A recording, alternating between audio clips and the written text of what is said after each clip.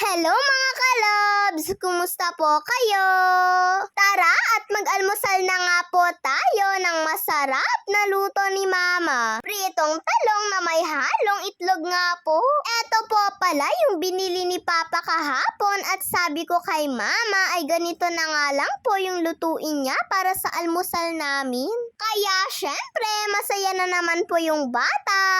Makakakain na naman nga po ako ng madami.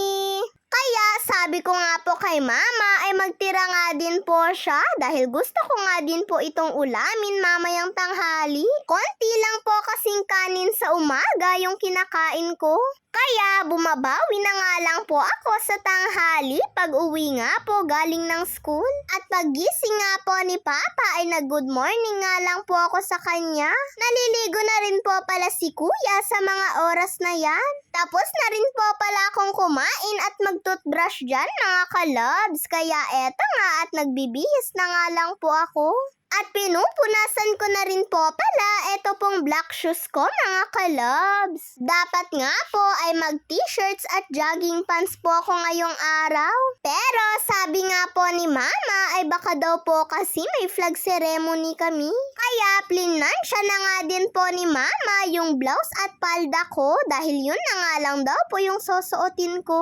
Kung alam ko nga lang po sana na yun nga po yung ipapasuot sa akin ni Mama, ay kagabi ko pa po sana nilinisan eto pong sapatos ko. Pero okay lang din po dahil saglit lang din naman po itong lilinisan. At habang nagbibihis nga po ako ay pumunta na nga din po yung pinsan ko dito. Akala ko nga po ay magsusundo na nga po siya. Yun pala ay magpapasuklay lang kaya si Mama na nga din po yung nag-ayos ng buhok niya. At tinalian na rin po pala ni Mama yung buhok niya para nga daw po maayos siyang tignan. Habang ako naman ay sinusuot ko na nga din po yung palda at blouse ko mga kalabs. At habang nagbibihis po pala ako ay kumakain na nga po sila Papa at Kuya. Tapos na nga din pong maligo si Kuya pero sabi nga po ni Papa ay hindi nga daw po muna siya maliligo dahil kakain nga daw po muna siya. May sausawan din po pala yung pritong talong na toyo at may kalamansi. Kaya nakakagana nga pong kumain mga kalabs. Masarap nga din po kung bagoong at kalamansi yung ginamit na sausawan. At nung nakapagbihis na nga po ako ay nagpaalam na nga din po ako kay Papa dahil aalis na nga din po kami ng pinsan ko. Papasok na rin po kasi kami sa school. Ayan nga at palabas na nga din po kami. Patatawirin na nga lang po kami ni Mama dahil maaga nga din pong umalis si Papa niya. At hindi na nga din po kasi namin siya nadatnan. Kaya eto at maglalakad na nga lang po kaming dalawa. Pero okay lang po yun mga kalabs, at least nakakapag-exercise nga din po kami. At pag uwi po pala namin kaninang tanghali ay naghanda na nga din po si Mama ng uulamin namin. Masarap nga po itong monggo dahil dahon ng ampalaya yung hinalo nila. At eto nga din po pala yung pinatira ko kay Mama na talong. Kaya eto nga din po munang talong yung inuna kong inulam mga kalabs. At pakuha-kuha na nga lang din po ako ng monggo. Si Kuya po pala yung bumili po nitong ready-made na ulam namin. At ang sasarap nga din po ng mga napili niya. At pag uwi ko po pala kaninang hapon galing ng school, ay napabili na nga din po ako ng merienda ko pagkatapos ko nga pong mag-ice cream. Fishball at squid ball po pala etong binili ko. Pagkatapos ko po pala itong kainin ay gagawin ko na nga din po yung mga assignment ko. Habang si Kuya nga ay nagutom nga din daw po siya mga kalabs. Kaya eto nga at napaluto nga po siya ng noodles. Nilagyan niya po pala ito ng repolyo.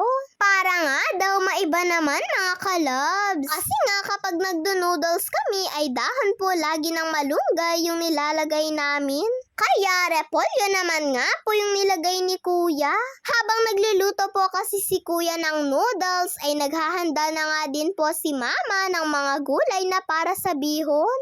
Kaya napakuha na nga din po si kuya ng repolyo at hinalo niya nga po dito sa noodles niya. At naglagay din po pala si kuya dito ng dahon ng sibuyas. Nung naluto na po pala ito ay nilagay na rin po pala niya yung seasoning.